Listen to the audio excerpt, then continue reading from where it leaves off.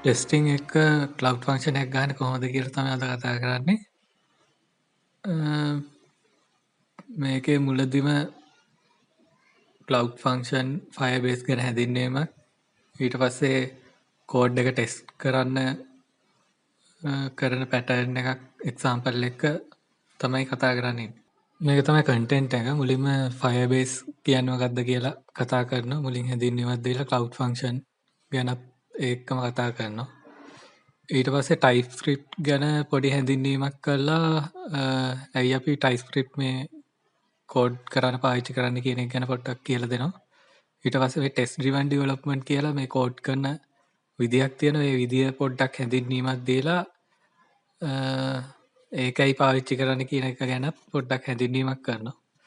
ඊට පස්සේ ටෙස්ට් එකක් ලියද්දි පාවිච්චි කරන එක ටෙස්ට් ටයිප්ස් තියෙනවා.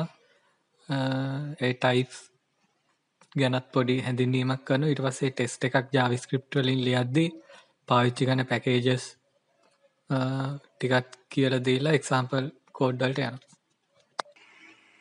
ඉන් ඩීටේල් කෝඩ් කරන ගැන හැටි ගැන යන්නේ මේ ඒක ඉතින් ප්‍රසන්ටේෂන් එකකින් කරන්න අමාරුයි. ඊට පස්සේ මුලින්ම ෆයර්බේස් ගැන දැන් අපි කලින් ඉස්සර ඉඳන් තිබුණා මේ Google Cloud Platform නැත්නම් Amazon වල AWS වගේ ඒවා ගොඩක් ඉස්සර ඉඳන් ප්‍රසිද්ධයි. ඒවයි පුළුවන් අපිට ඩේටාබේස් එකක් හදලා ඒ විදිහට මේ වැඩ කරන්න. ඒ වුණාට දැන් මේ ඒ වගේ මැෂින් එකක් හදලා VM virtual machine එකක් හදලා ඒකේ සර්වර් එකක් host කරලා වැඩ කරනවට වඩා මේ මිනිස්සු දැන් කැමති දැන් සර්වර්ලස් වලට යන්න. සර්වර්ලස් කියන එක ගැන ලොකු හැඳින්වීමක් දෙන්න. ඒක පොඩ්ඩක් සර්ච් කරලා බලන්න. සර්වර්ලස් වල ප්‍රධානම දේ තමයි අපි සර්වර්ලස් වල පේ කරන්නේ අපි පාවිච්චි කරන ප්‍රමාණයට විතරයි.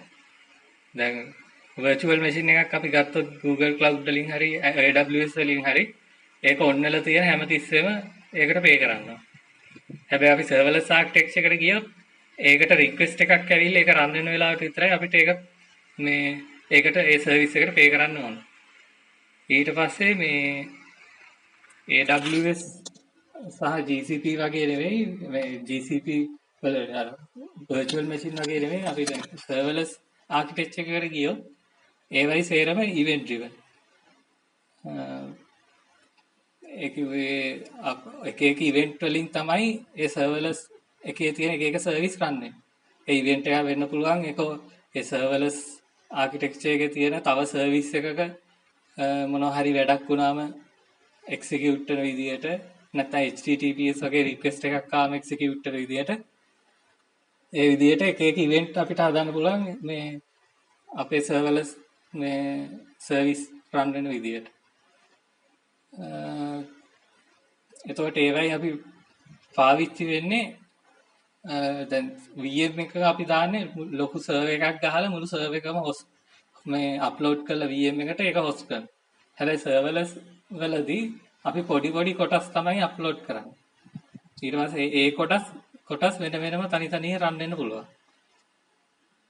මේ ෆන්ක්ෂන්ස් වගේ. දැන් අපි කතා කරන්නේ එහෙම රන් කරන්න පුළුවන් ෆන්ක්ෂන්ස් જાතියක් ගැන.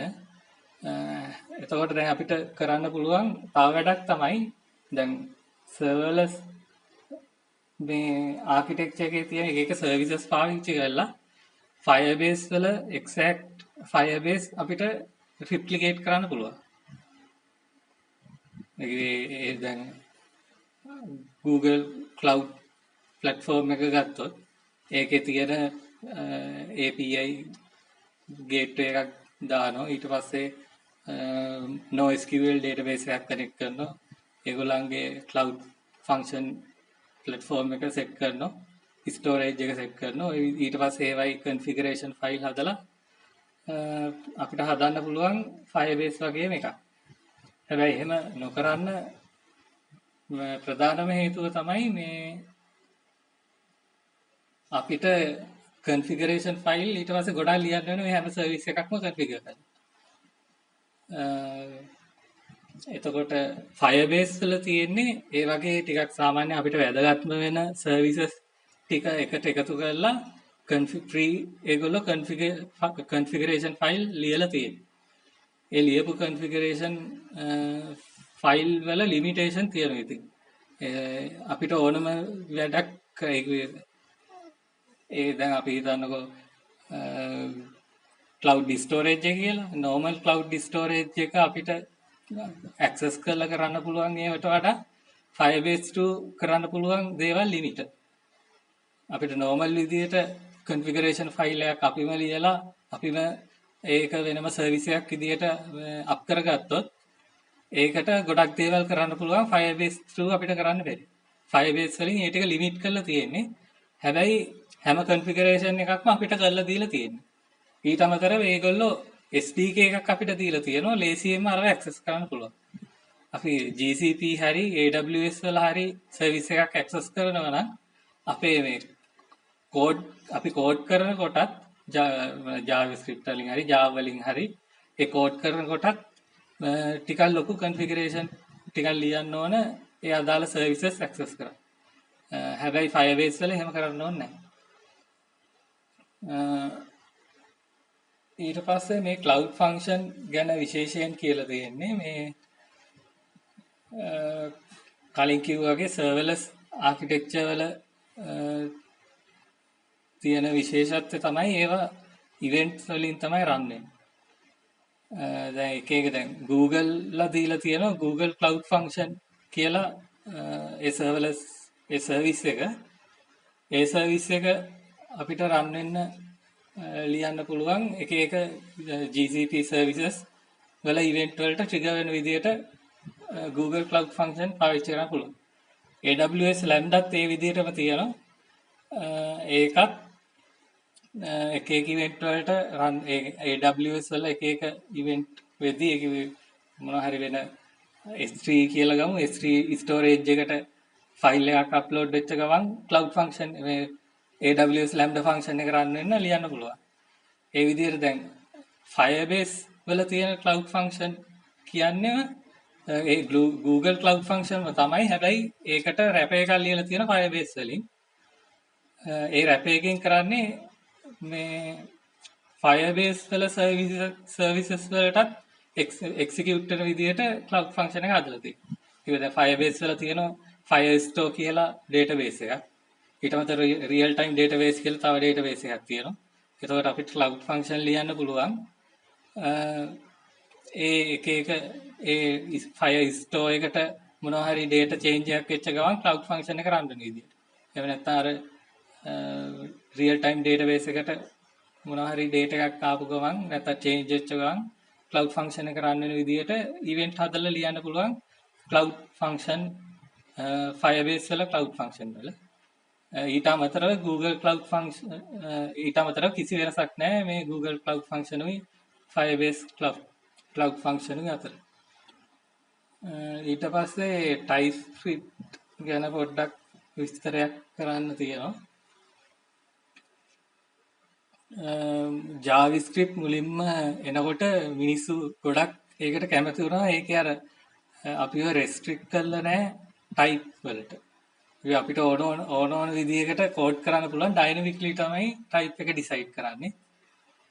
ඒක dynamically type එක change වෙන එකක් කරනවා. ඒක අපි දැන් normal language එකක integer එකකට string එකක් එකතු කරොත් error එකක් එනවා.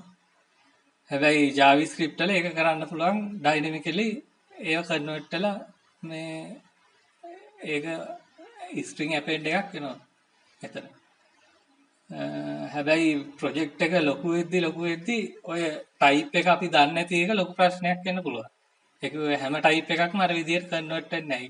ඉන්ටිජර් එකක් ස්ට්‍රින්ග් එකකට ඔටෝ කන්වර්ට් වුණාට වෙන ටයිප් එහෙම කන්වර්ට් වෙන්නේ එහෙම කන්වර්ට් කරගන්න බැරි ටයිප් එකක් ආව ගමන් එරර් එකක් එනවා.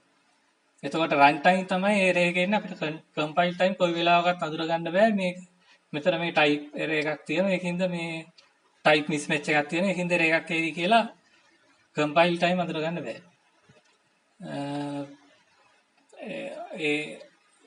ඒ වගේ හේතු හින්දා තමයි මේ TypeScript වලින් ටිකක් ඈත් වෙලා මේ JavaScript වලින් ටිකක් ඈත් වෙලා TypeScript වලට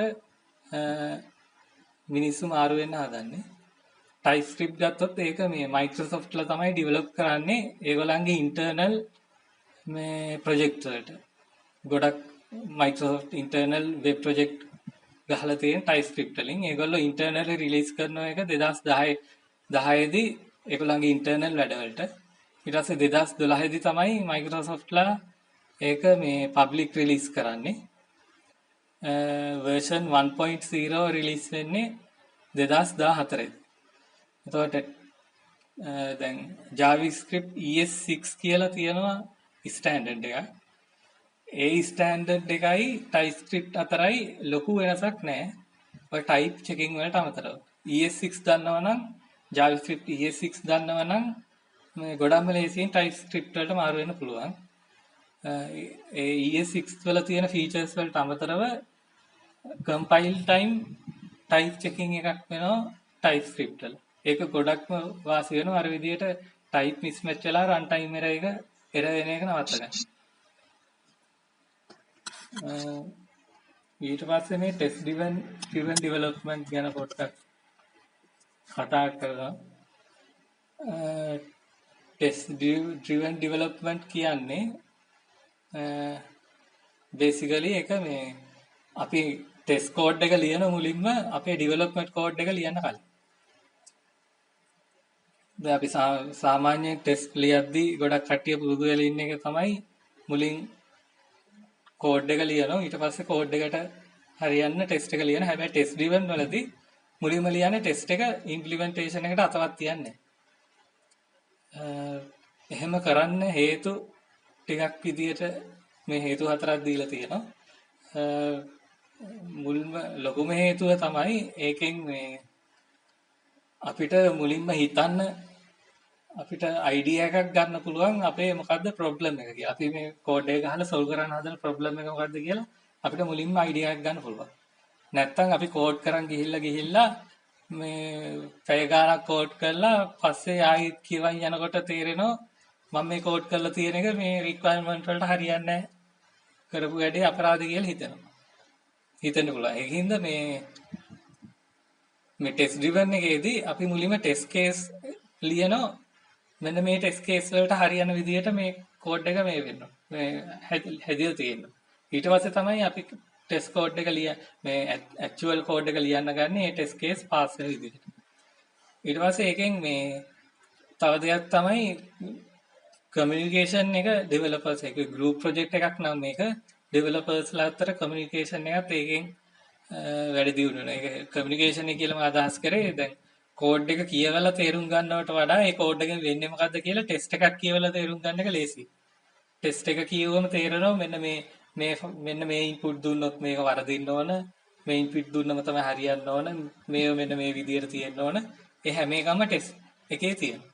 එතකොට ඒක ඇත්තටම ડોකියුමන්ටේෂන් එකක් වගේ මේ කවුරු හරි ලියපු ටෙස්ට් එකක් කෝඩ් එකක් කවුරු හරි ලියපු කෝඩ් එකක් කොච්චර කම්ප්ලෙක්ස් වුණත් ප්‍රශ්නයක් නැහැ ටෙස්ට් ඒක ටෙස්ට් එක කියවලා තේරුම් ගන්න පුළුවන් ඒ ටෙස්ට් එකේ හැම පොඩි දෙයක්ම මේ ටෙස්ට් කරලා තියෙන නිසා කෝඩ් එක කොච්චර කම්ප්ලෙක්ස් වුණත් එතකොට මේ ටීම් එකේ වෙන ඩෙවලොපර් කෙනෙක්ට කියවලා තේරුම් ගන්න පුළුවන් මේ කෝඩ් එකේ මොකද්ද වෙන්නේ කියලා. ඊට අමතරව තව දෙයක් තමයි කෝඩ් ස්ට්‍රක්චර් එක මේ ඉම්ප්‍රූව් වෙන එක. දැන් අර මුලින් කිව්වා වගේ මේකෙදි ෆෝස් කරන ඩෙවලොපර් ඇක්චුවල් කෝඩ් එක ලියන්න කලින් ටෙස්ට් ගැන හිතලා මොකද්ද මගේ අවුට්පුට් එක වෙන්න ඕන මොකද්ද මගේ ඉන්පුට් එක වෙන්න ඕන වගේ දේවල් හිතන්න. හිතුවට පස්සේ මේ එයාට තේරෙනවා දැන් මේ වගේ ඒවට ටෙස්ට් එකක් ලියන්න ගියොත් පැය ගාණක් යනවා. එහෙම නැත්නම් ලොකු සෙටප් එකක් කරන්න වෙනවා මේ වගේ දෙයකට ටෙස්ට් එකක් ලියන්න. එතකොට එයාට පුළුවන් කෝඩ් කරන්න කලින් මේ ෆන්ක්ෂන් එක තව මේ වගේ පොඩි ෆන්ක්ෂන් 4-5කට කඩන්න ඕන කියලා ඩිසයිඩ් කරා. නැත්නම් කෝඩ් කරන් ගිහිල්ලා ඕක කඩන්න ගියාම මේ හද ලියපු කෝඩ් එකක් ආයෙ කඩන්න ගියාම වරදින්න පුළුවන්. දැන් මේකෙදි වෙන්නේ මුලදීම එයාට අයිඩියා එකක් ගන්න පුළුවන් මේ කෝඩ් එක මේ විදිහට කැඩුවා නම් මේ තේරුම් ගන්නත් ලේසි ටෙස්ට් කරන්නත් ලේසි කියන්නේ. ඊට පස්සේ ටෙස්ට් එකක් තියෙනකොට තියෙන ලොකුම වාසිය තමයි මේ අන්තිමට ලියලා තියෙන්නේ ප්‍රොඩක්ෂන් කෝඩ් එක අපිට ඕන වෙලාවක වෙනස් කරන්න පුළුවන් කිසිම මේ අයි බොරි එකක් වෙන්නේ නැතුව ඒක. අපි ගොඩක් වෙන ටෙස්ට් නැත්තම් ඒ කෝඩ් එක වෙනස් කරොත් මේ කෝඩ් එක බ්‍රේක් වෙන්න පුළුවන් කොහේ හරි එරර් එකක් එන්න පුළුවන් කියලා බයක් තියෙනවා. මේ අයි අපිට කිසිම ගැරන්ටි එකක් නැහැ දැන් මේ කරපු චේන්ජ් එකකින් මේක වැඩ කරයි කියලා. හැබැයි ටෙස්ට් ලියලා තියෙනවා නම් කෝඩ් එකේ කොහේ හරි චේන්ජ් එකක් කරාම ටෙස්ට් එක ෆේල් වුණොත් අපි දන්න ෂුවර් එකට මේ කරපු චේන්ජ් එකේ අවුලක් තියෙනවා කියලා. මේ එතකොට මුලින්ම අපි ටෙස්ට් එක ලියලා තියෙනවා නම් එහෙම මේ අපිට බය වෙන දෙයක් නැහැ කරන චේන්ජ් එකක් අවුලක් වෙයි කියලා. ඒකේ දැන් ওই විදියට කරන්න ගියාම මුලින්ම හිතන එකක් තමයි මේ ලොකු වෙලාවක් යයි කියලා මේක කරන්නේ. ඇත්තට මේකට ටිකක් ලොකු වෙලාවක් යන මුලදී මේ ඕක ප්‍රැක්ටිස් වෙනකම් ටෙස්ට් එක කොහොමද ටෙස්ට් එකක් හිතන්නේ කෝඩ් කරන්න කලින් කොහොමද ටෙස්ට් එක හිතන්නේ කියන එකට ඇත්තටම ටිකක් ලොකු වෙලාවක් යනවා. ඊට අමතරව ටෙස්ට් එක වැරදි විදියට ටෙස්ට් එකක් ලියලා තිබුණොත් බෑඩ් ටෙස්ට් කියලා කියන අපි ඒකට ඒක ඇත්තටම ටීම් එකේ තමන්ගේ ටයිම් වේස්ට් එකක් වෙනවා.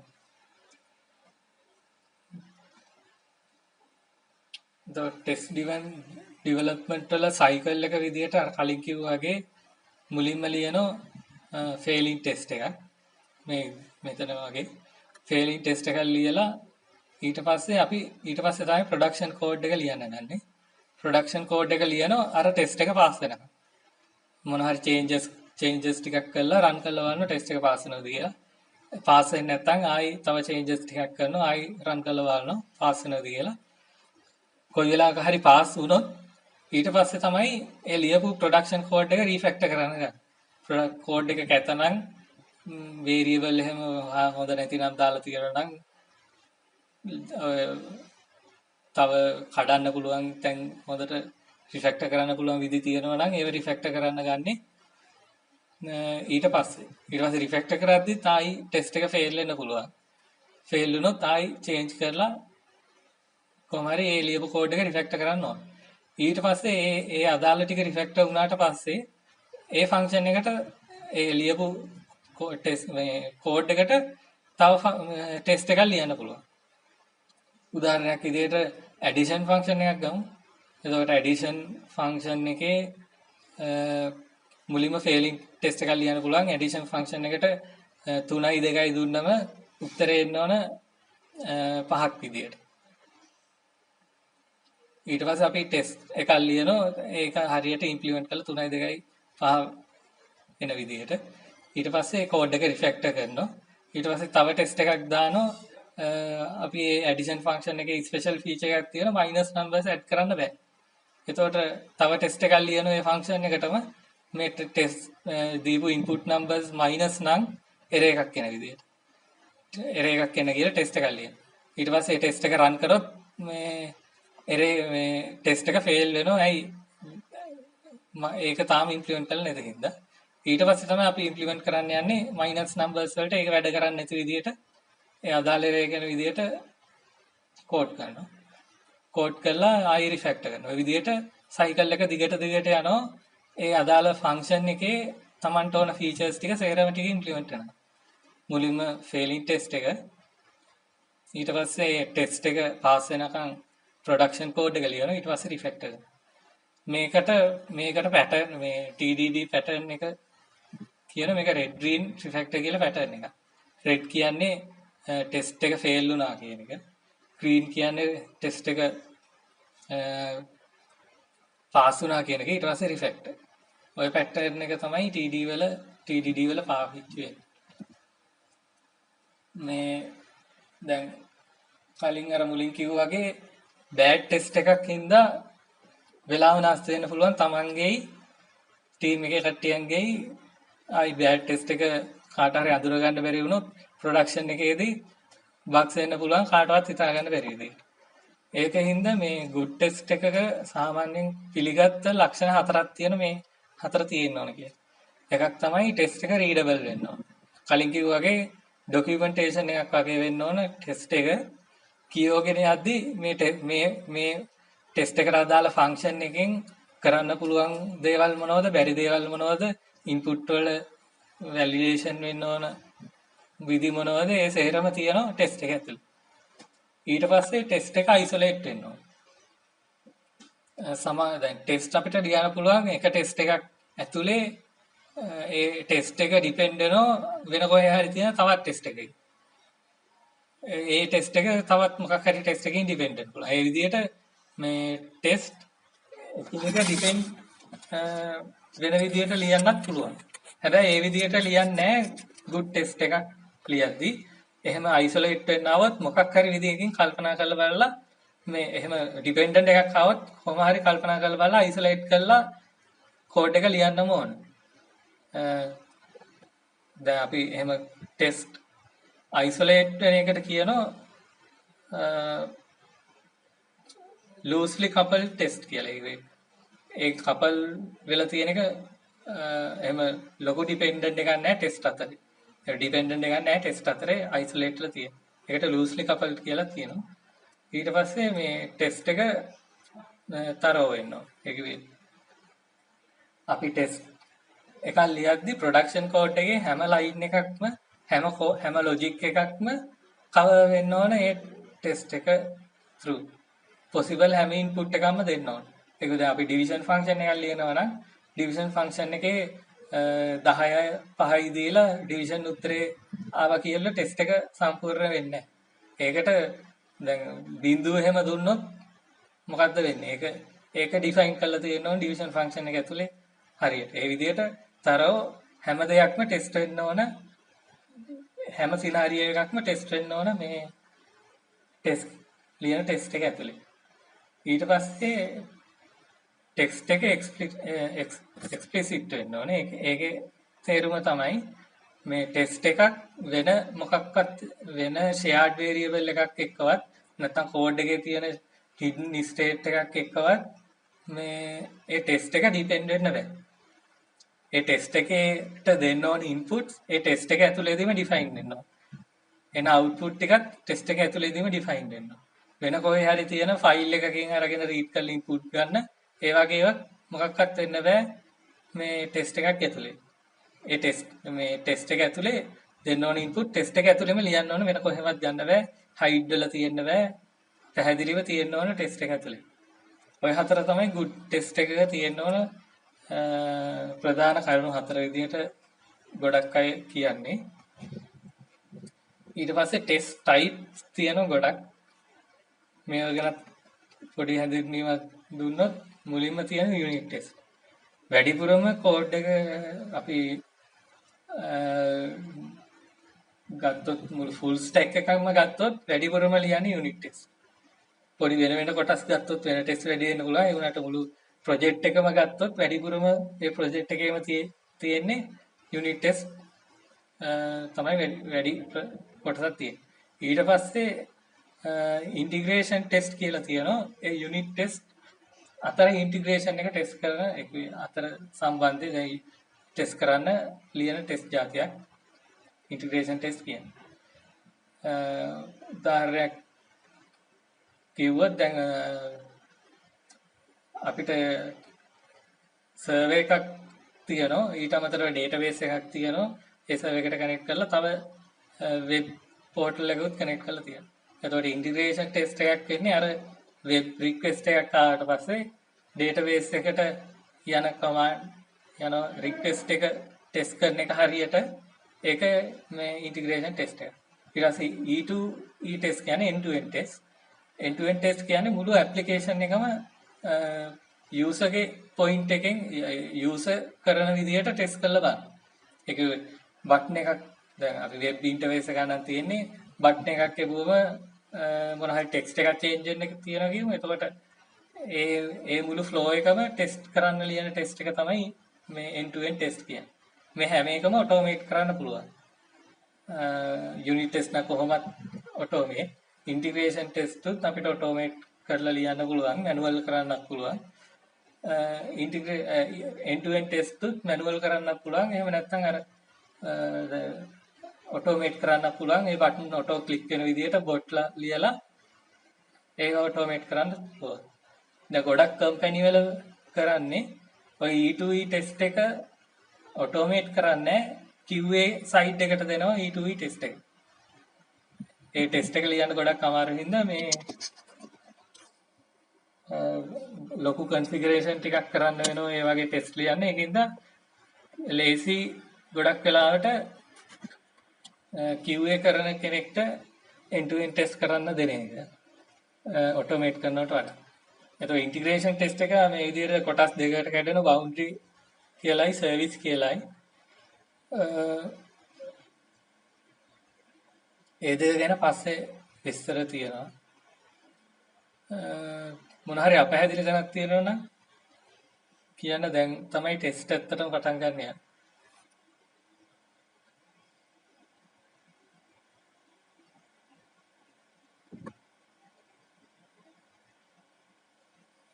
නෑනේ.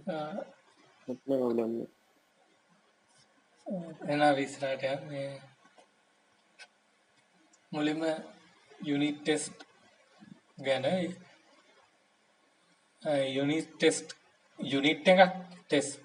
යුනිට් එකක් කියන්නේ සාමාන්‍යයෙන් ගොඩක් වෙලාවට කෝඩ් එකේ එක ෆන්ක්ෂන් එකක්. ඒ ෆන්ක්ෂන් යුනිට් එකක් ටෙස්ට් කරන එක තමයි යුනිට් ටෙස්ට් කියලා කියන්නේ. එතකොට අපි යුනිට් ටෙස්ට් ගහන්නේ නැහැ කොයි වෙලාවකවත්. යුනිට් ටෙස්ට් විතර නෙවෙයි අනිත් ටෙස්ට් උත් එහෙමයි. ප්‍රයිවට් ෆන්ක්ෂන් එකකට ගහන්නේ නැහැ. ගහන්නේ හැමතිස්සෙම වෙන කෙනෙක්ට ඇක්සස් වෙන කොහේ හරි තැනක ඉඳන් ඇක්සස් කරන්න පුළුවන් ෆන්ක්ෂන් වලට. ඒක ගොඩක් වෙලාවට පබ්ලික් ප්‍රොටෙක්ටඩ් ඒ වගේ ඒවා තමයි යුනිට් ටෙස්ට් එකක් වගේ. වෙන කෙනෙක්ට ඇක්සස් කරන්න පුළුවන් ෆන්ක්ෂන්. හැබැයි යුනිට් ටෙස්ට් එක ගොඩක් තොරව වෙන්න ඕන. ඒ යුනිට් ටෙස්ට් එකෙන් කෝල් කරනවා නම් මොන හරි ප්‍රයිවට් ෆන්ක්ෂන් ඒ ප්‍රයිවට් ෆන්ක්ෂන් තුත් රන් වෙන විදිහට අපේ ටෙස්ට් එක හොඳට ලියලා තියෙනවා.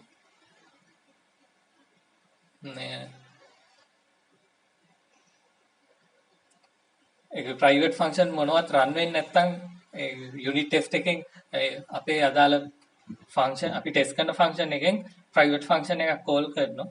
හැබැයි කෝල් කරන ෆන්ක්ෂන් එක අපේ යුනිට් ටෙස්ට් එකෙන් ටෙස්ට් වෙන්නේ නැත්නම් ඒ ටෙස්ට් එක හොඳ ටෙස්ට් එකක් නෙවෙයි. අර කෝල් කරන ප්‍රයිවට් ෆන්ක්ෂන් එකක් ටෙස්ට් වෙන්න ඕන අපේ ටෙස්ට් කේස් එකෙන්. ටෙස්ට් කේස් මොකක් හරි එකකින්. ඊට අමතරව යුනිට් ටෙස්ට් එකක් ෆේල් වෙන්න ඕන එක හේතුවකට විතරයි. හේතු දෙක තුනක් ඉඳලා යුනිට් ටෙස්ට් එකක් ෆේල් වෙන්න බෑ. එක යුනිට් ටෙස්ට් එකක් කියලා මේ අදහස් කරන්නේ එක ටෙස්ට් කේස් එකක්. ඒක දැන් අපි එකතු කිරීමේ එක්සැම්පල් එකම ගත්තොත් නම්බර්ස් දෙකක් දාලා එකතු කරාම ඒක ෆේල් වෙන්න ඕන ඒකතු කිරීමේ ඇල්ගොරිතම් එකක් ප්‍රශ්නයේ හින්දා විතරයි. එහෙම නැතුව ඒකතු කරන්න මොනවා හරි දෙකතු කරන්න API කෝල් එහෙම යන්න ඕනේ නැහැ. එහෙම යන්න ඕන කියලා හිතමු. එහෙම යන්නේවයි වැරද්දක් තිබිලා ඒ ෆන්ක්ෂන් එක ෆේල් වෙන්න බෑ. ඒ ටෙස්ට් කේස් එක ෆේල් වෙන්න ඕන එකතු කිරීමේ ලොජික් එකේ වැරද්දක් තියෙනවා විතරයි. දැන් මේ එක්සැම්පල් සිනාරියෝ එකක් දීලා තියෙනවා. එක ෆන්ක්ෂන් එකක් තියෙනවා. ඒක සම් එක අපිට ඒ ෆන්ක්ෂන් එකට ඉන්පුට් එකක් විදියට නම්බර් ලිස්ට් එකක් දුන්නම ඒ ෆන්ක්ෂන් එකෙන් රිටර්න් කරන ඒ නම්බර්ස් වල සම් එක. ඊට පස්සේ තව ෆන්ක්ෂන් එකක් තියෙනවා. ඒ ෆන්ක්ෂන් එකට අපි වෙබ් URL එකක් දුන්නම Google Drive එකේ URL එකක් දුන්නම ඒ ෆන්ක්ෂන් එකෙන් ඒ URL එකේ ඒ Google Drive එකේ තියෙන ඒ ෆයිල් එක ෆෙච් කරලා අරගෙන ඒ ෆයිල් එකේ තියෙන නම්බර්ස් ටික එකතු කරලා මේ උත්තරේ රිටර්න් කරනවා. එතකොට ඔය ටෙස්ට් වලින් දෙවෙනි යට කියපු එක ඒක අර Google Drive එකේ තියෙන ෆයිල් එක අරන් නම්බර්ස් එකතු කරලා දෙන එක යුනිට් ටෙස්ට් එකක් වෙන්නේ නැහැ. ඒකට ගහන ටෙස්ට් එක. ඒකට හේතුව විදියට මුල්ම හේතුව තමයි ඒකෙදි අපි දැන් ටෙස්ට් කරනවා Google Drive එකට යන ඒ කෝල් එකත් අපේ ටෙස්ට් එකෙන් ටෙස්ට් වෙනවා. ඒක මේ ටෙස්ට් අපි ටෙස්ට් කරන්න ඕන එකක් නෙවෙයි. ඒක third party මොනවා හරි අපි ලයිබ්‍රරියනේ පාවිච්චි කරන්නේ Google Drive එක access කරන්න. එතකොට ඒකේ මොනවා හරි වැරද්දක් හින්දා අපේ ටෙස්ට් එක ෆේල් වෙන්න බෑ. එතන අපේ ටෙස්ට් එක මේ ඒකත් ඒ දේ ටෙස්ට් වෙන හින්දා ඒක මේ යුනිට් ටෙස්ට් විදියට ගන්න බෑ. ඊළඟට මේ ටෙස්ට් එකේ hidden mistake තියෙනවා. ඒක විතරයි අපි input කරන ෆයිල් එක Google Drive එකේ නැති වුණොත් මොකද්ද වෙන්නේ? ඉන්ටර්නෙට් නැති වුණොත් මොකද්ද වෙන්නේ? ඔය වගේ ගොඩක් හේතු හින්දා ඔය ටෙස්ට් එක ෆේල් වෙන්න පුළුවන්. ඇත්තට මේ ටෙස්ට් එකේ සමින් ඇල්ගොරිතම් එක හරි වුණා. සම් කරන ඇල්ගොරිතම් එක හරි වුණත් ඒ වගේ අර එක්ස්ප්ලිසිට් නැති හින්දා ඒ ටෙස්ට් එක ෆේල් වෙන්න පුළුවන්. ඊට අමතරව තුන්වෙනියට කියපුවේ අර මල්ටිපල් රීසන්ස් තියෙන පුළුවන් ඒ ටෙස්ට් එක ෆේල් වෙන්න. ඔය හේතු හින්දා ඕක දෙවෙනි සිනාරියෝ එකේ යුනිට් ටෙස්ට් එකක් දෙන්නේ නැහැ. පළවෙනි එකට ගහන ටෙස්ට් එකක් යුනිට් ටෙස්ට් එකක් කියලා ගන්න පුළුවන්.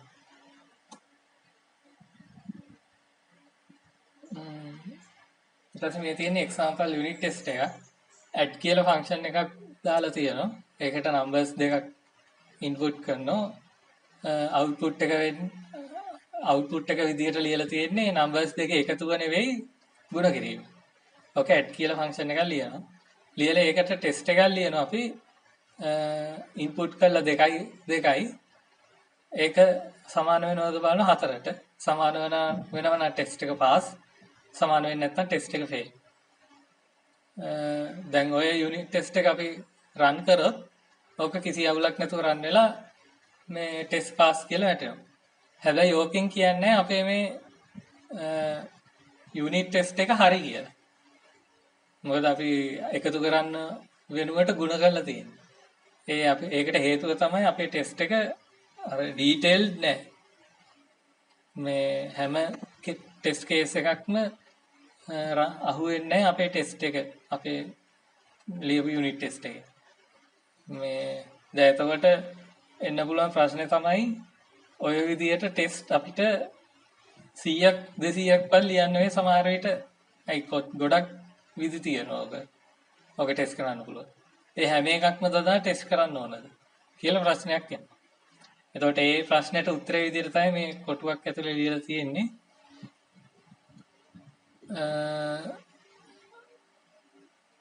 අපේ ප්‍රොඩක්ෂන් කෝඩ් එක බ්‍රේක් කරන්න පුළුවන් නම් අපේ ටෙස්ට් එකක් බ්‍රේක් වෙන්නේ නැතුව ඒ ලියපු ටෙස්ට් කේස් ටික මදි. ඒක තමයි රූල් ඔෆ් තම්බ් විදියට තියෙනවා. ඒක මොනවා හරි ඉන්පුට් එකක් දීලා අපේ ප්‍රොඩක්ෂන් කෝඩ් එක බ්‍රේක් කරන්න පුළුවන් නම් ඒ ප්‍රොඩක්ෂන් කෝඩ් එකට ලියපු ටෙස්ට් එක මදි. තව ටෙස්ට් ලියවෙන්න ඕන. ඒක රූල් ඔෆ් තම්බ් විදියට තියාගෙන ටෙස්ට් ලියන්න ඕනේ. එතකොට අර මිලියනයක් විතර ටෙස්ට් කේස් ලියන්න ඕන වෙන්නේ මේ අපිට අඳුර ගන්න පුළුවන් කොච්චර ලියන්න ඕනද කියලා. එතකොට ඒක ලොකු වැදගත් පොයින්ට් එකක් මේ යුනිට් ටෙස්ට් ලියද්දි. මතක තියාගන්න ඕනේ.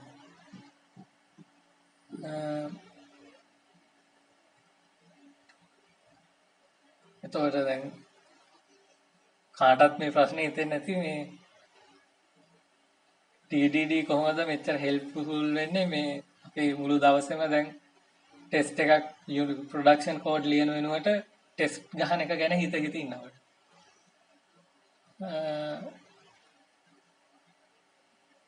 ඕක ඉතින් මුලදී ඇත්තටම ටිකක් ලොකු වෙලාවක් යයි. හැබැයි ප්‍රැක්ටිස් එකක් එක්ක ටක් ගාලා ලියන්න පුළුවන්. ඒකින්ද මේ ඒක ගැන එච්චර ලොකුවට වද දෙන්න එපා.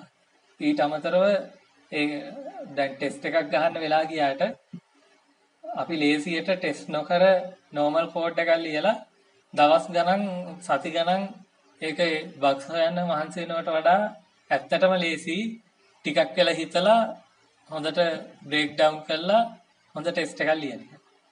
එතකොට අපි බිග් පික්චර් එක ගත්තොත් ඇත්තටම අඩු වෙලාවක් තමයි ගිහිල්ලා තියෙන්නේ මේ ටෙස්ට් ලියපු එක. ටෙස්ට් වල අනිත් දේ තමයි ඒක දැන් ලොකු තියරියක් නැහැ මහ ලොකු. දැන් කලින් කිව්වාගේ රෙඩ් ග්‍රීන් රිෆ්ලෙක්ටර් තමයි අප්‍රෝච් එක. ඕක විතරමයි කොච්චර ටෙස්ට් ගැන කතා කරත් ඔය තුන තමයි කතා කරන්නේ. ඊට අමතරව කිසිම දෙයක් කතා කරන්නේ නැහැ. හැබැයි ඕක ප්‍රැක්ටිස් කරන්න ගොඩක්ම අමාරුයි. ප්‍රැක්ටිස් කළාම තමයි වේගය හදා ගන්න පුළුවන්. ටෙස්ට් එකක් ලියන්න කෝඩ් එක කඩන විදිය කඩන්න කොහොමද හිතන්න ඕන කියන එක මේ හදා ගන්න පුළුවන්. ඒ සේරම ප්‍රැක්ටිස් එකෙන්ම තමයි එන්නේ. කොච්චර ටියුටෝරියල් බැලුවත්, කොච්චර කෝස් බැලුවත්, කොච්චර පොත් කියුවත් අර රෙඩ් ග්‍රීන් රිෆ්ලෙක්ටර් වලට වඩා දෙයක් නම් ඉගෙන ගන්න නැහැ.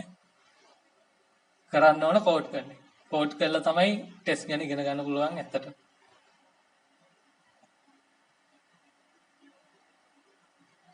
ඊට පස්සේ මේ ඉන්ටිග්‍රේෂන් ටෙස්ට් ගැන දැන් කතා කරන්නේ.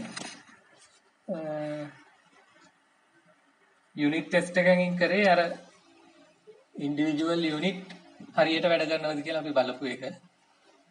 ඉන්ටිග්‍රේෂන් ටෙස්ට් එකකින් කරන්නේ ඒ යුනිට් එකතු කරලා හදන සිස්ටම් එකක් හරියට වැඩ කරනවද කියලා බලන්න. දැන් එක යුනිට් එක හරියට වැඩ කරාට සිස්ටම් එක වැඩ කරන්නේ නැති වෙන්න පුළුවන්. දැන් උදාහරණයක් විදිහට මේ ඔය කැම්පස් එකේ සර්කිට් එහෙම හදනකොට IC එහෙම තියෙන වැඩ කරනවා, රෙසිස්ටර් වැඩ කරනවා, ට්‍රාන්සිස්ටර් වැඩ කරනවා, තියෙන ඩයෝඩ් එක වැඩ කරනවා. හැබැයි ඒවා බ්‍රෙඩ් බෝඩ් එකේ ගහලා වයර් ටික මුනලා කරන්ට් එක දුන්නට පස්සේ එකක්වත් වැඩ කරන්නේ නැහැ. ඔය ප්‍රශ්නේ නෝ මේ ඕන වැඩක් කරන්න ගියාද එක කම්පෝනන්ට් වැඩ කරාට සේරම ටික කනෙක්ට් කරාට පස්සේ මොකක් හරි වැඩ කරන්නේ නැතු වෙන්න පුළුවන්. මේ ඒකට මේ පිළිවෙලක් විදිහට තමයි තියෙන්නේ මේ ඉන්ටිග්‍රේෂන් ටෙස්ට් කියන එක. ඒවයි ඒ කනෙක්ෂන් එක හරියට වැඩද කියලා බලන්න තමයි තියෙන්නේ. මේ ඉන්ටිග්‍රේෂන් ටෙස්ට් ලියද්දී මේ වැදගත් සීන් එකක් තමයි මේ ටෙස්ට් ඩබල් කියන එක. දැන් අපි ටෙස්ට් ලියද්දී අපිට සමහර විට ටෙස්ට් කරන්න වෙන්න පුළුවන් ඇසින්ක්‍රනස් ඔපරේෂන්. ඒක ඩේටාබේස් එකට යන කෝල් එකක් DB කෝල් එක කරපු ගමන් මේ ඩේටාබේස් එකට කෝල් එක යන්නේ. ෆන්ක්ෂන් කෝල් එක කරපු ගමන් ඩේටාබේස් එකට කෝල් එක යන්නේ. ටිකක් වෙලා යනවා ඒ අදාළ රයිට් එක වෙලා නැත්නම් රීඩ් එක වෙලා මේ ඩේටා එක ඉන්නේ. එතකොට ඒ වගේ ඒවා තියෙන පුළුවන් වෙබ් API කෝල් එකක් යන්න පුළුවන්. ඒ වගේ ඒවා ටිකක් වෙලා යන වැඩ. දැන් අපි ගහන හැම ටෙස්ට් එකකින් අපි ගහන ටෙස්ට් වලින් දැන් හිතන්නකෝ අපේ ගාව එක API එකක් තියෙන්නේ එක ෆන්ක්ෂන් එකයි. හැබැයි අපි එක API ෆන්ක්ෂන් එකයි. හැබැයි ඒ ෆන්ක්ෂන් එක යූස් කරන තැන් 100ක විතර අපේ කෝඩ් එකේ. දැන් ඒ තැන් 100ටම අපි වෙනම ටෙස්ට් ගහලා දෙනවා. ඒ ටෙස්ට් 100ෙන්ම අර ෆන්ක්ෂන් එක කෝල් කරලා වෙබ් රික්වෙස්ට් එකක් කියලා උත්තරය අරගෙන තමයි ඒ ෆන්ක්ෂන් 100ම රන් වෙන්නේ. දැන් ඔය වගේ වෙලාවට මේ වෙන්නේ මොකද්ද අර එක ඇසින්ක්‍රනස් ඔපරේෂන් එකකින්ද අපේ මුළු ටෙස්ට් එකම මේ ලොකු වෙලාවකින් ස්ලෝ වෙන්න පුළුවන්. ඒ වගේ ඒවා මේ නැති කරගන්න තමයි මේ ටෙස්ට් ඩබල් කියන එක පාවිච්චි වෙන්නේ. ඊට පස්සේ දැන් අපි ඩේටාබේස් වගේ එකක් ගත්තොත් ඩේටාබේස් එකට ඇත්තට අපි රික්වෙස්ට් එකක් යවුවොත් ඩේටාබේස් එකේ ඒ රික්වෙස්ට් එකකින්ද චේන්ජ් එකක් වෙනවා. එතකොට ටෙස්ට් එක කරාට පස්සේ අපි හැම කරන හැම ටෙස්ට් එකෙම පස්සේ අපිට ලියන්න ඕන ඒ කරපු චේන්ජ් එක ආයි අන්ඩු කරන කෝඩ් එකකුත් ඒ ටෙස්ට් වල ලියන්න ඕන. දැන් ඒ DB කෝල් එක ටෙස්ට් 100ක කෝල් කරනවා නම් 100 පාරක් ඒ අන්ඩු ඒක චේන්ජ් එක කරලා ආයි අන්ඩු කරන එකක් කරන්න. ඔය වගේ ඒවාට ඉතින් ගොඩක් වෙලා යන හින්දා තමයි ටෙස්ට් ඩබල් කියන එක පාවිච්චි වෙන්නේ. ටෙස්ට් ඩබල් එකක් කියන්නේ අර වගේ ටයිම් කන්සියුමින් දෙයක් ටයිම් කන්සියුම් දෙයක් වෙන්න ඕනේ නැහැ. වෙන මොකක් හරි ටයිම් කන්සියුම් නැති එකක් වෙන්නත් පුළුවන්. ඒක අපි රිප්ලිකේට් කරලා හදනවා ඒකේ ඩමි එකක්. එතකොට ඒ ඩමි එකේ අපිට ලියන්න පුළුවන් මේ විදිහේ රික්වෙස්ට් එකක් ආවොත් මේ විදිහේ අවුට්පුට් එක රිටර්න් කරන්න කිසිම වෙලාවක් යන්නේ නැහැ. ඒ ඩමි එකක් කියන. මේ ඉන්පුට් එක આવොත් මේක අවුට්පුට්. ඒ විදිහට ලියන ඩමි ඔබ්ජෙක්ට් එකක් තමයි මේ ටෙස්ට් ඩබල් කියලා කියන්නේ.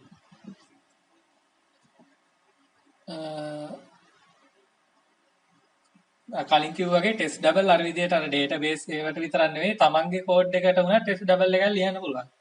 උදාහරණයක් විදිහට අපේ software එකේ layers 3-4ක් තියෙයි කියලා හිතන්නකෝ. එතන අපි පළවෙනි layer දෙවෙනි layer එක ටෙස්ට් කරද්දී පළවෙනි layer එකෙන් එන input ටිකත් අපිට ඕන දෙවෙනි layer එකට යන output එකත් අපිට වැදගත්. දැන් ඔය වගේ වෙලාවට පළවෙනි layer එකයි දෙවෙනි layer එකයි අපිට මේ විදිහට ටෙස්ට් ඩබල් එකක් ලියන්න පුළුවන් ඒ layers දෙකට. එතකොට ඇත්තටම දෙවෙනි layer එකට කෝල් එකක් යන්නේ අර අපි හදපු fake එකට තමයි කෝල් එක යන්නේ. date එනකොටත් අපි අර හදපු fake එකකින් තමයි date එවන්නේ මේ දෙවෙනි layer එකට. එතකොට දෙවෙනි layer එක අපිට ටග් ගාලා ටෙස්ට් කරන්න පුළුවන් පළවෙනි layer එකයි තුන්වෙනි layer එකයි මේ අතහැරලා දාන්න. දැන් ටෙස්ට් ඩබල් පාවිච්චි කරන ගත්තම ටිකක් මේ එන නිකන් අමුතු ටූල් එකක් හැමතිස්සෙම යූස් කරන්න ඕන වගේ අයිඩියා එකක් එන්න පුළුවන් ඇත්තටම. හැබැයි ඒක මේ එහෙම කරන්න එපා. ටෙස්ට් ඩබල් එක ඩබල් හින්දා ගොඩක් වැරදි වෙන්න පුළුවන් කෝඩ් එක.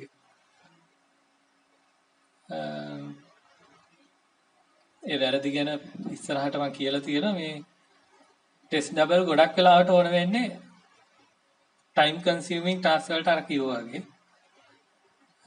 ඊට අමතරව ටෙස්ට් ඩබල් ලියන්න එපා බෑඩ් කෝඩ් තමන්ගේ බෑඩ් කෝඩ් පහන්න. ඒක හිතන්න එක ෆන්ක්ෂන් එකක් තියෙනවා. ඒ ෆන්ක්ෂන් එක ටෙස්ට් කරන්න ගොඩක් කන්ෆිගරේෂන් හදන්න ඕන.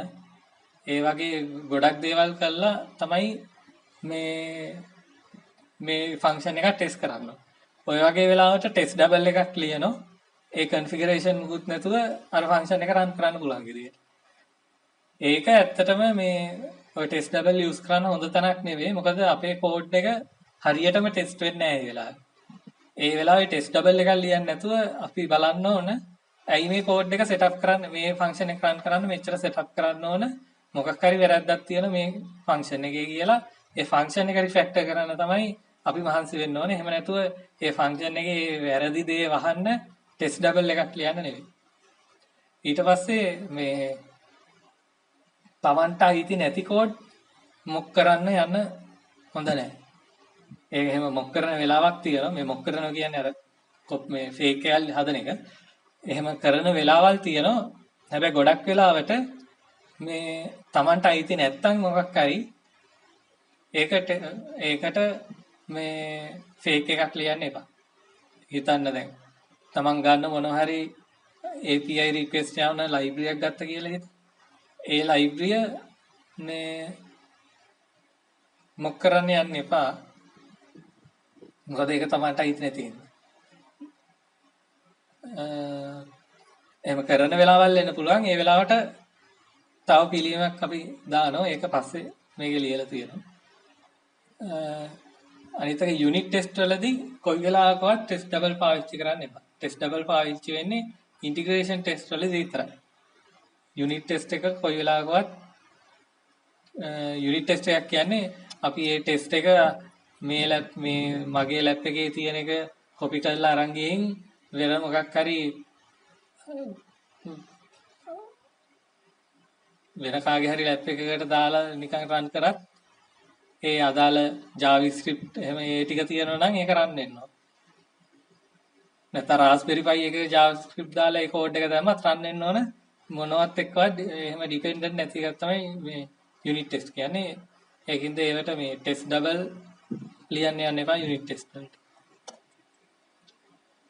ඊට පස්සේ කලින් අර ඩයග්‍රෑම් එකේ තිබුණා වගේ ඉන්ටිග්‍රේෂන් ටෙස්ට් ටයිප් දෙකක් තියෙනවා. එකක් single service integration test අනිත් එක boundary integration test.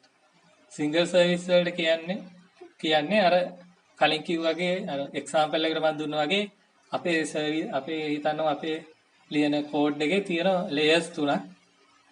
පළවෙනි ලේයර් එකෙන් දෙවෙනි ලේයර් එකට කතා කරනවා, දෙවෙනි ලේයර් එකෙන් තුන්වෙනි ලේයර් එකට කතා කරනවා. ඔය වගේ වෙලාවට අපිට ටෙස්ට් මොඩියුල් එකකින් දෙවෙනි ලේයර් එක විතරක් ටෙස්ට් කරන්න පුළුවන්.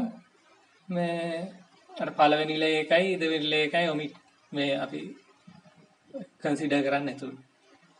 දැන් ඒක තමයි එක කේස් එකක්. ඊළඟ එක තමයි බවුන්ඩරිය ටෙස්ට් කරනවා. දැන් මොඩියුල් 1 මෙතන මොඩියුල් 2 වෙනවා. මොඩියුල් 1 එකේ මොඩියුල් 2 එකට කෝල් එකක් යනවා කියලා හිතන්න. එතකොට ඒ කෝල් එක හරියට යනවද කියලා අපිට ඒ දෙක අතර ඉන්ටිග්‍රේෂන් ටෙස්ට් එකක් ලියන්න පුළුවන් බවුන්ඩරිය චෙක් කරන්න. ඒක මොඩියුල් 1 එකෙන් ඉන්පුට් එක යනව වෙනුවට අපි ටෙස්ට් මොඩියුල් එකකින් දෙනවා ඉන්පුට් එක. දීලා මොඩියුල් 2 එකෙන් එන අවුට්පුට් එක මොඩියුල් 2 එකට එන ඉන්පුට් එක අරගෙන බලනවා හරියට ඒක ආවද කියලා. එතකොට මේ බවුන්ඩරි ටෙස්ට් වලටත් කොයි වෙලාවකවත් ටෙස්ට් ඩබල් ලියන්නේ නැහැ. ටෙස්ට් ඩබල් ලියන එකම වෙලාව මේ සිංගල් සර්විස් ඉන්ටිග්‍රේෂන් ටෙස්ට් වලට විතරයි.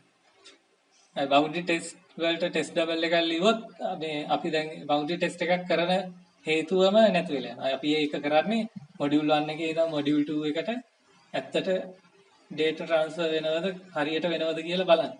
දැන් අපි ඒකෙදිත් මොඩියුල් 1 එකයි මොඩියුල් 2 එකයි එහෙම මේ මොක් කරන් තිබුණොත් ඒකෙන් අපිට ඕන වැඩේ වෙන්නේ. දැන් මේක මොඩියුල් 1 මොඩියුල් 2 වෙන්නම ඕනේ. මේක අපේ මොන හරි සර්විස් එකකුයි third party API එකයි වෙන්නත් පුළුවන්. එතකොට boundary test එකක් කරද්දී අපි API එකට මොක් එකක් ලියන්නේ නැහැ. අපි ඇත්තට API එකට request එකක් යවලා එන output එක බලලා තමයි boundary test එක ලියන්නේ. හැබැයි single service එකේදී අපි API එකක් ටෙස්ට් කරනවා නම් API එකට මොක් එකක් ලියලා ඒ මොක් එකට තමයි data යවලා ටෙස්ට් කරලා බලන්නේ. ඊට පස්සේ මේ ටෙස්ට් වලට ඕන පැකේජස් ටිකක් තියෙනවා. ඒ ටික තමයි මේ ඊළඟට මේ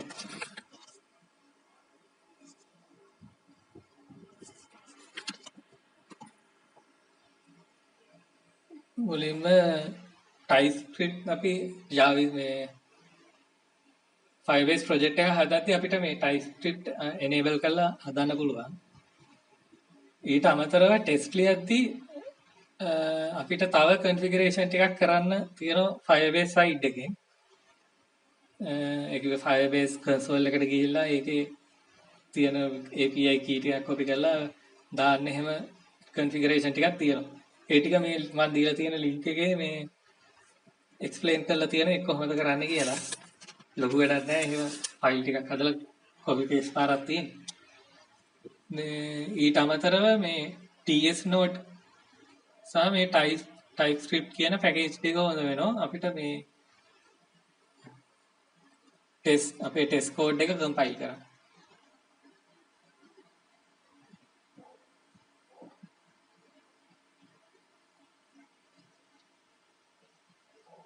ඊට පස්සේ මේ ටෙස්ට් එකක්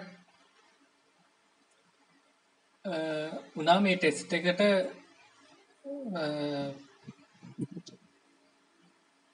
ටෙස්ට් එකකින් කරන්නේ අපි අර ෆන්ක්ෂන් එකක් හරියට කෝල් වුණාද නැද්ද කියන එක බලන එක. එතකොට ඒ ෆන්ක්ෂන් එකට අපිට ඉන්පුට් පාස් කරන්න ඕන වෙනවා. ඊට පස්සේ ඒ ඉන්පුට් වලට අදාළ අවුට්පුට් එක හරියට ආවද කියලා මේ බලන්න ඕන වෙනවා.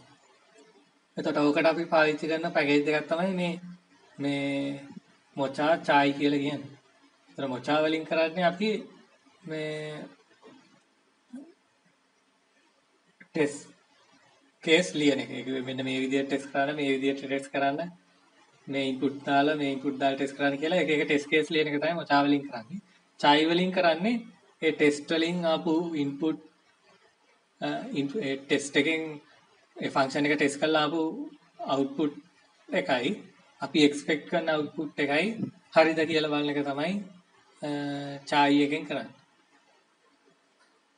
ඊට පස්සේ මේ ටෙස්ට් ඩබල් වලට අපි පාවිච්චි කරන මේ පැකේජ් එකක් තියෙනවා Cinnamon කියලා. ඒ Cinnamon එකේ ටෙස්ට් ඩබල් ಜಾති තුනක් තියෙනවා. එකක් Spy කියන එක.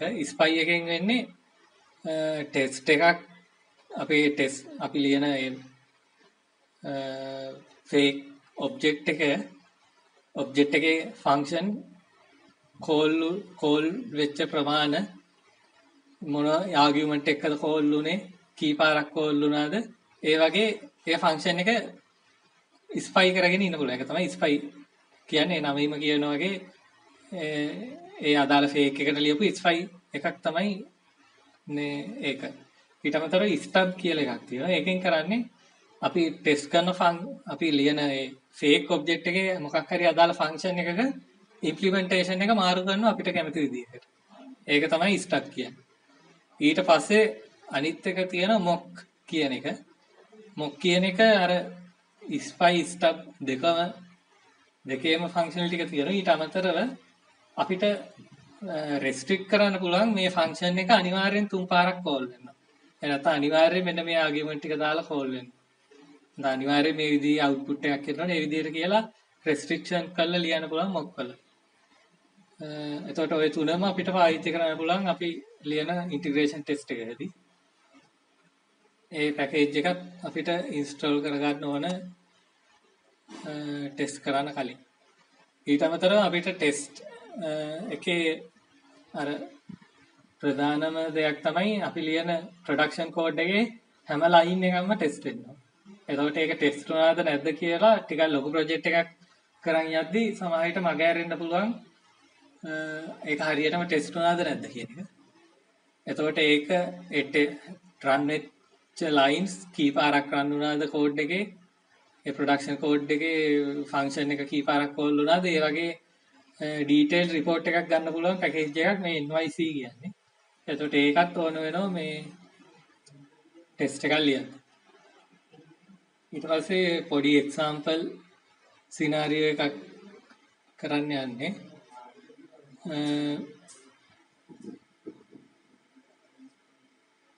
මුලින්ම අපි ටෙස්ට් කරන්න යන ප්ලෑන් එක තමයි මේ තියෙන්නේ. මුලින්ම කරන්න ඕන යුනිට් ටෙස්ට් ලියන්න ඕන එක ඉන්ඩිවිජුවල් යුනිට් බග් ෆ්‍රී කියලා චෙක් වෙන්න අපේ කෝඩ් එකේ. ඊට පස්සේ ඉන්ටිග්‍රේෂන් ටෙස්ට් ෆාස්ට් වෙන්න ඕන. ඒකින්ද අපිට මොක් කරන්න ඕන වෙනවා. මොක් කළා ඒ සිංගල් සර්විස් ටෙස්ට් ලියන්න ඕන වෙනවා. ඊට අමතරව මොක් කරපු ඒවා හරියට වැඩ ගන්නවද කියලා බලන්න ඕන වෙනවා. ඒකින්ද අපිට ටෙස්ට් ඩබල් දාපුවත් ටෙස්ට් කරන්න ඕන වෙනවා බවුන්ඩරි ටෙස්ට් වල. ඕක තමයි ටෙස්ට් කරන ප්ලෑන් එක සාමාන්‍යයෙන් ඕනම ප්‍රොජෙක්ට් එකක්.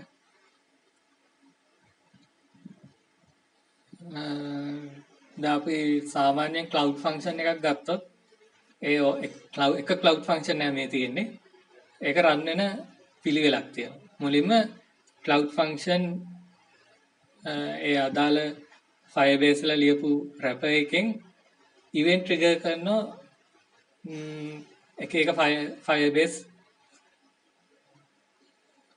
වල එක ඉවෙන්ට් වලට. උදාහරණයක් විදිහට Firestore එකට අලුතින් ඩොකියුමන්ට් එකක් ඇඩ් වුණාම ඉවෙන්ට් එකක් ට්‍රිගර් වෙන්න පුළුවන්. එතකොට ඒ ඉවෙන්ට් එකෙන් මේ ප්‍රොඩක්ෂන් අපි ලියපු කෝඩ් එකේ මොන හරි ක්ලවුඩ් ඒ අදාළ ක්ලවුඩ් ෆන්ක්ෂන් එක රන් වෙන්න ගන්න. ඊට පස්සේ ඒ ක්ලවුඩ් ෆන්ක්ෂන් එකෙන් අපිට Firestore database call යවන්න පුළුවන්. එහෙම නැත්නම් third party එකේ API වලට call යවන්න පුළුවන්. call යවලා මේ result එකක් මොන හරි අරගෙන ඒක ආපහු ඕන Firestore එකට යවන්න පුළුවන්. නැත්නම් මේ result එකක් විදිහට pass කරන්න පුළුවන්. දැන් අපි third party API එකක් හරි Firestore database එකක් හරි අපේ කෝඩ් එකෙන් ඇක්සස් කරනවා නම් ප්‍රොඩක්ෂන් කෝඩ් එකෙන් අපි ලියන එකට රැප් එකක් ලියන්න ඕන. third party API එකට රැප් එකක් ලියන්න ඕන. Firestore එකට රැප් එකක් ලියන්න. ඒ කියන්නේ දැන් Firestore එකේ තියෙන දැන් අපිට Firestore එකට මොනවා හරි රයිට් කරන්න ඕන නම් දැන් firestore.document කියලා ડોකියුමන්ට් එක ලියලා .set කියලා අපිට දෙන්න පුළුවන් මේක රයිට් කරන්න කියලා. හැබැයි එහෙම නොකර අපි රැප් එකක් ලියන්න ඕන මේ ඒ රැප් එකකින් වෙන්න ඕන ඇඩ් ඩේටාබේස් ඇඩ් එකක් කියලා කියන්නකෝ. එතකොට රැප් එකේ ඇඩ් ෆන්ක්ෂන් එක තියෙන්න ඕන. ඇඩ් ෆන්ක්ෂන් එක කෝල් කරාම මේ ඇඩ් ෆන්ක්ෂන් එකත් එක්ක දීපු ඩේටා ටික මොන හරි විදිහකට ප්‍රොසෙස් කරලා ෆයර්ස්ටෝ මේ තේරුම් ගන්න විදිහට ප්‍රොසෙස් කරලා ඊට පස්සේ තමයි firestore.document. කියලා කෝල් වෙන්න ඕන අර ෆන්ක්ෂන් එක ඇතුළේ. එතකොට ඒ වගේ අදාළ firestore command එක රැප් කරලා අපි ලියන command එකට කියනවා අපි රැප් එකක් කියලා. ඒ විදිහට third party API වලටත් රැපර්ස් ලියන්න ඕන. උදාහරණයකට email එකක් යවනවා නම් ඒ email එක යවන එකට අපි රැප් එකක් ලියන්න ඕන. මෙන්න මේ data ටිකක් input arguments විදිහට අරගෙන ඒ data ටික third party API එකට ඕන විදිහට process කරලා third party API එක call කරන්න රැප් එකක් ලියන්න. ඒ විදිහට රැපර්ස් ලියන්න ඕන අපි මේ අපේ main code එකෙන් access කරන දේවල් වලට. ඊට පස්සේ මේ single service test එකක් කරන්නේ අර මුලින් දාතර cloud function execute function එකෙන් event execute කරපු එකට cloud function test suite එක දාන්න ඕන. ඒක දාන විදිය අර කලින් දීපු link එකේ තියෙනවා. ඒ package එක install කරාට පස්සේ අපිට test කරද්දී ඒ cloud function event trigger කරන්න පුළුවන් මේ manually අපිට test code එක. එතන අපි දැන් අපේ මේ cloud function එක run වෙන්නේ firestore එකේ change එකක් වුණාම කියලා firestore document එකක් change වුණා. එතකොට ඇත්තටම අපිට firestore console එකට ගිහිල්ලා අපි document එකක් මේ තෝරගෙන ඒක change කරන්න ඕනේ. අපිට එහෙම firestore මේ document change event එකක් manually trigger කරන්න පුළුවන් මේ ඒ දීලා තියෙන test suite එකේ. එතකොට ඒකෙන් අපිට test මේ trigger එකක් කරලා අපේ production code එක run කරන්න පුළුවන්. ඊට පස්සේ production code එක run කරලා අපි අර ලියපු wrappers වලට fake wrappers ටිකක් තියෙනවා ඊට පස්සේ. එතකොට fake wrappers වලින් කරන්නේ දැන් email එක යවන third party කියලා හිතන්න. එතකොට email එක යවන ඒ wrapper එකට අපි input කරනවා නම් යවන්න ඕන email එකේ address එකයි content එකයි argument විදියට දුන්නම ඒ wrapper එකෙන් බලන්න ඒ wrapper එකෙන් කරන්න ඕන ඒ අදාළ input හරියට ඇවිල්ලාද බලලා මේ ඒක ටෙස්ට් කරන එක තමයි ඒ wrapper එකෙන් කරන්නේ. ඇත්තට DB එකට කෝල් එකක් යන්නේ. ඒ input එක හරිනම් okay එකක් යවන input එක වැරදි නම් මේ වෙන මොන හරි exception එකක් throw කරනවා. හරි ඒ විදිහට code එක ලියනවා. ඒක තමයි wrapper එක. එතකොට firestore wrapper එකත් එහෙමයි. ඒ firestore එකට database එකට write කරන්න දීපු data ටික හරි format එකකට තියනවා නම් මේ database එකට write වුණා කියලා command එකක් යවනවා wrapper එකෙන් මේ return කරනවා මේ ඇත්තට DB call එකක් යන්නේ. එතකොට ඔය විදිහට අපිට පුළුවන් production code එක test කරන්න මේ විදිහේ wrappers දාන්න. එතකොට මේ wrapper එකක් ලිව්වොත් අපි අනිවාර්යෙන් check කරන්න ඕන දෙයක් තමයි මේ wrapper එකට input හරියට ආවද input හරි format එකකින් හරි විදියට ආවද output එක මේ හරියට ආවද කියන එක අනිවාර්යෙන් මේ test double එකක් ලියද්දි test කරන්න ඕනම දෙයක්. එහෙම නැතුව test double එකක් ලිව්වොත් වරදින්න පුළුවන්. ඒක අපි unexpected විදියට ඒක call ඒ test double එකට call එකක් ගිහිල්ලා මේ හොයාගන්න බැරි වෙන පුළුවන් අවුල මොකක්ද කියන එක. ඊට පස්සේ boundary test එකට ඕන වෙන්නේ දැන් අර අපි මේ කරපු wrappers ටික ටෙස්ට් කරන්න. මේ දැන් කලින් production code එක දැන් අපි replace කරනවා fake code එකකින්. ඒ fake code එකකින් කරන්නේ අර production code එකකින් යවන API call යවනවා. යවනවා ඇත්ත wrapper එකට. firestore call යවනවා ඇත්ත ඒ firestore ලියපු wrapper එකට. ලියලා අපි බලන firestore දැන් firestore එකේ data හරියට write වුණා නම් මේ exception එකක් throw නොවි set command එක return වෙන්න ඕන. ඒ විදිහට උනාද කියලා බලන්න. third party දැන් ඊමේල් කෝල් එකක් නම් API කෝල් එක යවුවම API කෝල් එක හරිනම් ඕකේ කියලා ස්ටේටස් එකක් අපිට එනවා. එතකොට ෆේක් කෝඩ් එකකින් කරන්නේ අර ඇත්ත API එක කෝල් කරලා මේ බලන ඕකේ එකවද ඇත්තට ෆයර්ස්ටෝර් එකට කෝල් එකක් යවලා බලනවා හරියට ඩේටා එක ගියාද කියන්නේ. එතකොට දැන් මේ ටෙස්ට් එක ඇත්ත API ඇත්ත රැපර්ස් එක මේ වලට රික්වෙස්ට් යවන හින්දා අපිට වෙච්ච මොන හරි චේන්ජ් එකක් තියෙනවා නම් DB එකට චේන්ජ් එකක් වුණා නම් ඒව අන්ඩු කරන එකත් මේ ෆේක් කෝඩ් එකේදීම ලියන්න ඕන. දැන් මෙහෙම කරන එකේ වාසිය තමයි දැන් ෆයර්ස් අර කලිනුත් මේ කිව්වා දැන් ෆයර්ස්ටෝ එකේ ඇඩ් කමාන්ඩ් එක අපේ ෆන්ක්ෂන් 100කින් විතර කෝල් වෙන්න පුළුවන්. එතකොට 100 පාරක් ෆයර්ස්ටෝ එකේ data add වෙලා data remove කරන්න ඕන ආයි ඒක restore කරද්දී ඒ විදිය එකක් වෙන්නේ නැහැ මෙතනදී ඇඩ් එක වැඩ කරනවද කියලා අපිට මේ ෆේක් කෝඩ් එකකින් එකපාරක් චෙක් කරන්න පුළුවන්. එතකොට ඒ එකපාර වැඩ නම් ඒ කරපු පාර වැඩ නම් ඒ කියන්නේ මේ හරියටම වැඩ කරන අපේ කෝඩ් එක. අර 100 පාරක් චෙක් කරන්න ඕනේ නැහැ ඇත්ත ප්‍රොඩක්ෂන් කෝඩ් එකේ තියෙන විදිහ. ඊට පස්සේ මේ සාමාන්‍යයෙන් ෆෝල්ඩර් ස්ට්‍රක්චර් එක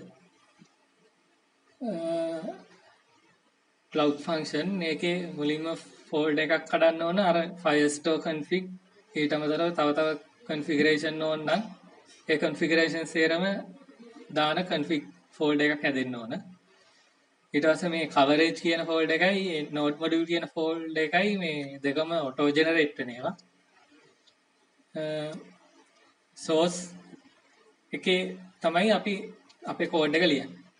දැන් කෝඩ් එක ටෙස්ට් කෝඩ් වලට ප්‍රොඩක්ෂන් කෝඩ් එකට ටෙස්ට් ලියන විදි දෙකක් තියෙනවා.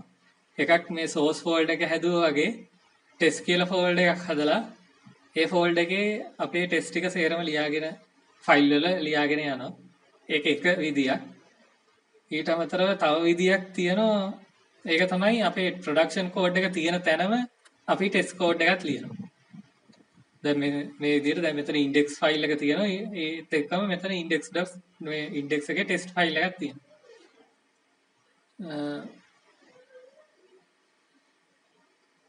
දැන් මේකේ කෝඩ් වෙන විදිය ගත්තොත් මේකේ මේ DAO එක ඇතුලේ තියෙන්නේ සේරම Firestore wrappers ටික. ඒ Firestore කෝල් එකක් හැම දැන් අපිට ඕන Firestore එකේ database add ඒ වගේ function ඕන නම් ඒ හැම function එකටම ඕන වෙන හැම function එකටම wrapper එකක් ලියලා මේක ඇතුලේ files තියෙනවා. මේ errors folder එකේ තියෙන අපි මේ අපේ code එක ඇතුලේ දැන් මොන හරි වැරද්දක් වුණොත් මේ code එක ඇතුලේ අඳුර ගන්න errors අපිට store කරන්න වෙනවා. ඒක දැන් අපි ලියන fake object එකක් අපි fake එකේ වැරදියට input එකක් ආවොත් error එකක් store වෙන දැම්ම කියමු. එතකොට ඒ වගේ errors දැන් අපිට මේ හදන්න වෙනවා. තියෙන errors පාවිච්චි කරන්න වට වඩා හොඳයි අපි හදලා මේ අපිට ඕන specific මේ argument එකකට දාලා හදන එක. ඒකින්ද මේ errors කියලා එකක් ඕන වෙනවා. ඒකේ අපි throw කරන errors ಜಾති අපිට define කරලා තියන්න පුළුවන්. ඊට පස්සේ interface කියලා තියෙන්නේ මේ අපි මේ code එක හදද්දි පාවිච්චි කරන එක මේ abstract class එහෙම ඕන වෙන ඒවා. මේ example project එක මම දෙන්නම්. ඒතකොට දුන්නම ඒකේ තියෙන ඒවා බලා ගන්න පුළුවන් මොනවද කියලා. මේ map එකේ තියෙන්නේ දැන් අපි project එක ඇතුලේදී හැමතිස්සෙම පාවිච්චි කරන්නේ මේ modules කියන එක ඇතුලේ තියෙන data. එතකොට දැන් අපි user කෙනෙක් නම් ඒ user ට අදාළ model එකක් මේක ඇතුලේ හදලා තියෙනවා. හැබැයි මේ model එකේ ඒ විදිහටම නෙවෙයි වෙන්න පුළුවන් database එකේ තියෙන. ඒ model එක අපි මේ පැත්තේ මෙතන cloud function එක පැත්තේ තියාගෙන ඉන්නේ අපේ cloud function එකට ලේසි වෙන විදිහට.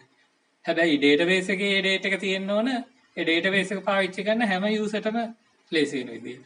හිතන්න අපේ database එක මොනවා හරි IoT device එකක් පාවිච්චි කරනවා කියලා මේ Raspberry Pi එකකින් access කරනවා කියලා. එතකොට Raspberry Pi එකේ ඒ data එක data එක තේරුම් ගන්න බැරි නම් අපේ database එකකින් වැඩක් නැහැ. ඒකෙන්ද මේ database එකේ තියෙන්න ඕන generic data ටිකක්. එතකොට මේ generic data ටික අපේ ඇතුලේ internal විදියට convert කරගන්න ඕන. ඒ convert කරගන්න තමයි මේ mappers තියෙන්නේ. එතකොට මේ map එකෙන් කරන්නේ Firestore එකෙන් එන data අපේ මේ modules වලට convert කරන්නේ. ඊට අමතරව තියෙන මේ service එකේ තමයි සේරම logic ටික තියෙන්නේ. ඒකේ දැන් හැම cloud function එකටම අදාළව subfolder එක කැඩෙන්න ඕන. මේ cloud එක දැන් cloud function වලට ඊට අමතරව වෙන වෙන service third party API වලට service එහෙම තියෙනවා නම් ඒවත් දැන් email වලින් වලට අපිට පුළුවන් service එකක් කඩන්න වෙනවා මේක ඇතුලේ. ඒ විදිහට service ටික සේරම මේකේ මේ folder එකේ sub folder ඇතුලේ තමයි තියෙන්නේ. ඊට පස්සේ තියෙන util එක utility function ඕන වෙන ඒවා මේකේ තියෙන්නේ. මේ index එකේ තමයි අපි cloud function import කරලා Firebase cloud function එක read කරන්නේ මේ index file එක. එතකොට ඒකේ තමයි අපි ලියන්න ඕන මෙන්න මේ function පාවිච්චි කරන්න ඕන කියන. මේ තියෙන්නේ ලියපු sample test case එක. මේ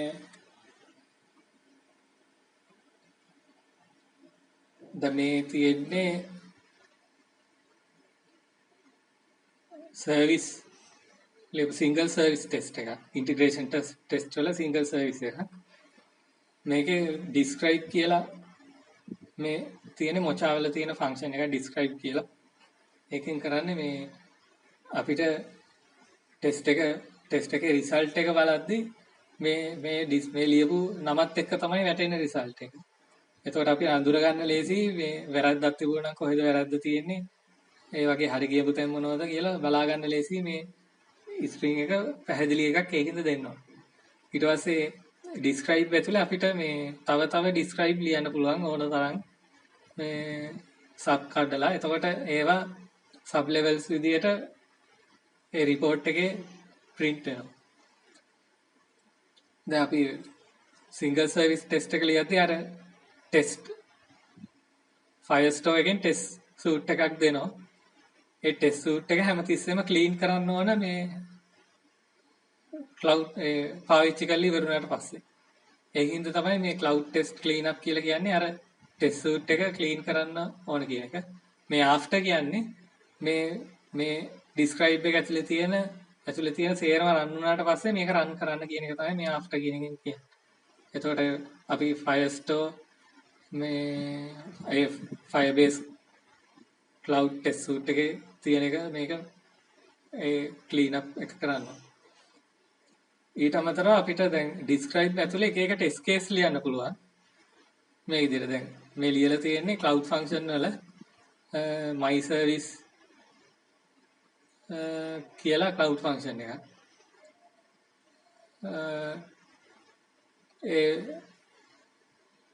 my service කියලා ෆයිල් එකක් මේ cloud function මේ මුළු project එක ඇතුලේ තියෙන. ඒක ඇතුලේ තියෙන my method කියන method එක තමයි මේ test කරන්න යන්නේ. එතකොට මේ test එකේ එක test case එකක් ලියනවා. user ගේ email එක db එකේ නැත්තම් මොකද්ද වෙන්නේ කියලා test කරන්න තමයි මේ හදන්නේ. එතකොට මුලින්ම කරන්නේ db wrapper එකට fake එකක් හදනවා. මේ DAO කියලා තියෙන්නේ db එකේ wrapper එකේ. ඒ wrapper එකේ get user by email කියන method එකට මේ එකේ output එක වෙනස් කරනවා. ඒකට call එකක් ආවොත් මේ function මේ get user by email කියන function එකට call එකක් ආවොත් මෙන්න මේක return කරන්න කියලා මේ තමයි මේක ලියලා තියෙන්නේ. ඊට පස්සේ කරන්නේ මේ අර my service කියන service එකට මොන හරි අදාළ data ටික දාලා call කරනවා. call කරලා ඉවර වෙලා බලනවා මේ දැන් අපි මේ test කරන්න යන්නේ db එකේ නැති මේ user කෙනෙක් වෙන්නේ. එතකොට user not found කියලා error එකක් එන්න ඕන මේ service මේ my method කියන එක call කරාට පස්සේ ඒ විදිහේ error එකක් එනවා. අපි ඒක තමයි service එකට call කරලා result එක බලන user not found කියලා. දැන් ඊට පස්සේ අපි මෙතන මේ ස්ටබ් කියලා ලියලා තියෙන අර ෆේක් එක. ෆේක් එක ලිව්වොත් අපි ටෙස්ට් කරන්න ඕන අනිවාර්යෙන් ඒ ෆේක් එක හරියට කෝල් වුණාද, කී පාරක් කෝල් වුණාද, ආගියුමන්ට් වුණාද ඒවා. ඒක තමයි මේ අන්තිමටම කරලා තියෙන්නේ. මේ ස්ටබ් එකේ කී පාරක් කෝල් වුණාද කියලා මෙතන කළා නෑ. කෝල් වෙච්ච පළවෙනි පාර අරගෙන ඒකේ පළවෙනි ආගියුමන්ට් එක අරගන්න. ඊට පස්සේ ඒ ආගියුමන්ට් එකේ ඊමේල් එකක් දෙන්න. කියලා තමයි මේකෙන් කියන්නේ. ඊමේල් ආගියුමන්ට් එකේ ඊමේල් එක නොවුනොත් මෙතනින් ෆේල් වෙනවා. ටෙස්ට් එක එතකොට මේ ටෙස්ට් එක ෆේල් වෙනවා.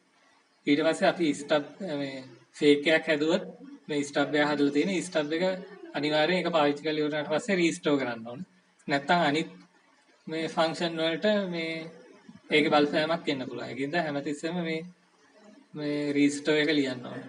එතකොට මේ රීස්ටෝර් එක හැමතිස්සෙම කෝල් කරන්නේ නැතුව කරන්න එක විදි තියෙනවා. මේ ඒ වාර මම ෂෙයා කරන ප්‍රොජෙක්ට් එකේ ඒව කරලා ඇති. ඒ විදිහට. නැත්නම් මේ හැමතිස්සෙම මේක දාන්න අමතක වෙන්න පුළුවන්. එතකොට ඒක හැමතිස්සෙම කෝල් නොකර කරන්න එක විදි තියෙනවා. ඒ වැටි ඒකේ බලන්න. ඊට පස්සේ කරන්න ඕනේ ඒ ලියපු cloud function එක මේ අර index එකට add කරන එක. ඔහොම add කරාම මේ දැන් අර කලින් එක ගත්ත මේකේ තියෙන්නේ මේ අර කිව්වාගේ service integration test එකක්. single service integration test එකක්.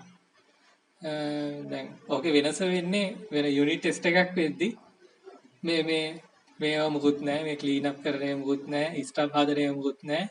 කෙලින්ම function එක call කරා මේක ලියුණා.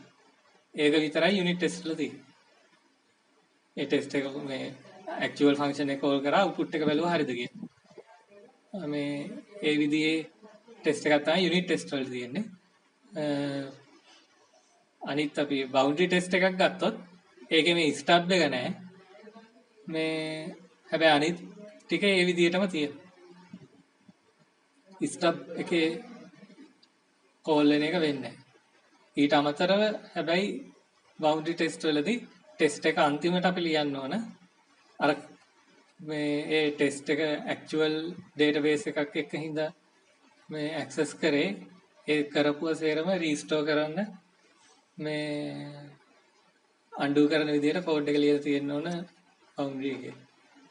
ඒ විතරයි වෙනස වෙන්නේ. නැත්නම් structure එක ওই විදිහම තමයි යන්නේ.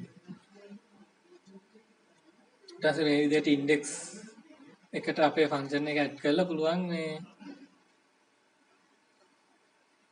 ඒ function එක Firestore එකට Firebase cloud function එකක් විදිහට add කරන්න මේ විදිහට පුළුවන්. ඕක තමයි මේ session එක ඉවරයි. ප්‍රශ්න තියෙනවා අහන්න පුළුවන්.